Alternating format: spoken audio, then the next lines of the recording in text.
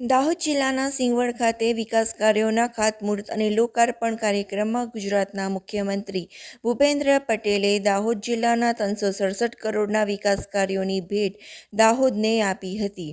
કાર્યક્રમમાં ગુજરાતના મુખ્યમંત્રી દાહોદ જિલ્લાની સંસ્કૃતિ અને પરંપરા અનુસાર આદિવાસી ઝૂંલડી અને તીરકામઠા અને કંદોરો પહેરાવી સ્વાગત કરવામાં આવ્યું હતું. આ પ્રસંગે મંત્રી અર્જુન મોઢવાડિયા, મંત્રી રમેશ કટારા, સાંસદ જસવંતસિંહ ભાભોર તેમજ દાહોદ જિલ્લાના ધારાસભ્યો સહિત પદાધિકારીઓ અને વહીવટીતંત્રના અધિકારીઓ ઉપસ્થિત રહ્યા હતા. મુખ્યમંત્રી ભૂપેન્દ્ર પટેલે દાહોદ જિલ્લા માટેના માર્ગ અને મકાન વિભાગ, જિલ્લા આયોજન કચેરી તેમજ આદિજાતિ વિકાસ વિભાગના 294 કરોડના કુલ 875 કામોના ખાતમુહૂર્ત તેમજ 73 કરોડના 328 કામોના લોકાર્પણ કર્યા હતા. આ પ્રસંગે દાહોદ જિલ્લામાંથી મોટી સંખ્યામાં જનમેદની ઉમટી પડી હતી.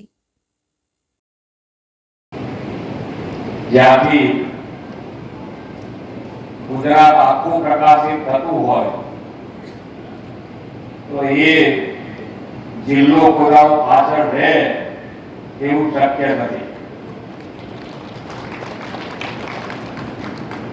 તમે બધાએ ભેગા થઈને આખું ગુજરાત પ્રકાશિત કર્યું છે અને હવે તમારો વારો છે કે તમે બધાએ સાથે મળી અને જે માનનીય વડાપ્રધાનશ્રીનું વિકસિત ભારત અને વિકસિત ગુજરાતમાં સૌથી મોટું યોગદાન જો હશે તો આ જિલ્લાનું હશે, દાહોદ જિલ્લા. દેશની આઝાદીના જન્મમાં માનગઢ ક્રાંતિ સંગ્રામથી આગેવાની લેનાર મહાનાયક ગોવિંદ ગુરુ અને આ ભૂમિને પણ હું આજે વંદન કરું છું. આજના દિવસનો સુરત તમારા સૌ માટે વિકાસની રોશની લઈને ઉભ્યો છે. વનબંધુઓના વિકાસના પ્રણેતા અને વિશ્વ નેતા યશસ્વી વડાપ્રધાન શ્રી મોદી સાહેબના માર્ગદર્શનમાં એક જ દિવસમાં એક સાથે 367 કરોડ રૂપિયાના વિકાસ કામોથી આજે વિકાસ ક્રાંતિ સર્જાઈ છે. આજે જે વિકાસના કામોના લોકાર્પણ ખાતમુહૂર્ત આપણે કર્યા છે તે આદિવાસી પરિવારોના જીવનમાં ગુણાત્મક પરિવર્તન લાવશે એવો મને વિશ્વાસ છે.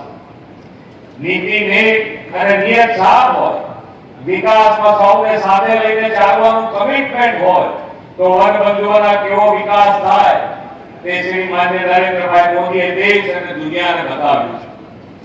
આઝાદીની લડતમાં અગ્રેસર રહેનાર આદિવાસી બાંધવોને પણ અમૃતકાળમાં પણ ભારતની વિકાસ યાત્રામાં સરખા ભાગીદાર બનાવવાનું કામ આદરણીય વડાપ્રધાન શ્રી નરેન્દ્રભાઈ મોદીના નેતૃત્વમાં થઈ રહ્યું છે. મોદી સાહેબ 11 વર્ષના પ્રધાનમંત્રીના તેમના કાર્યકાળમાં આપણે સૌએ જોયું કે જેને કોઈ પૂછતું નહોતું એમણે મોદી સાહેબે પૂજ્યા છે.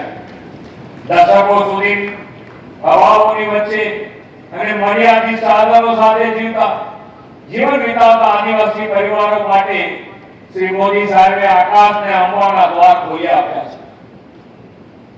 ગુજરાતના મુખ્યમંત્રી તરીકેના તેમના સુશાસનમાં આદિજાતિ વિસ્તારો અન્ય વિસ્તારોની જેમ વિકાસ બનાવવા, વિકસિત કરવા 2007માં શ્રી મોદી સાહેબે વનબંધુ કલ્યાણ યોજનાની શરૂઆત કરાવી હતી. આ યોજના અત્યાર સુધીમાં કરોડો રૂપિયા આદિવાસીઓના સર્વાંગી વિકાસ માટે ઉપયોગમાં લેવાયા છે.